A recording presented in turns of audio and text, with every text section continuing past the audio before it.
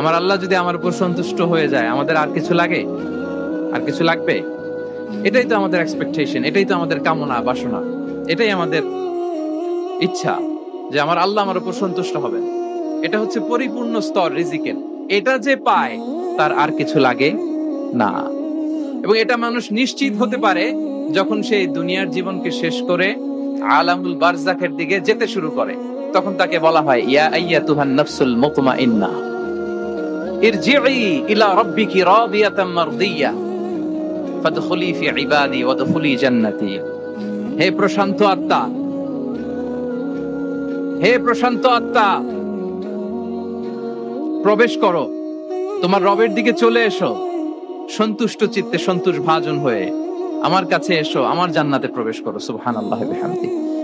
এই দুনিয়া ছেড়ে যখন আমরা যাব, তখন যদি এই অ্যানাউন্সমেন্টটা আমার জন্য দেয়া হয়, আমার আর কিছু চাওয়ার পাওয়ার আছে? প্রিয় ভাই এবং বোনেরা বলেন, এই আল্লাহর সন্তুষ্টির ঘোষণা যদি আমি এই পৃথিবী থেকে বিদায় লগ্নে পেয়ে যাই, আমাদের আর কিছু চাওয়া পাওয়ার আছে?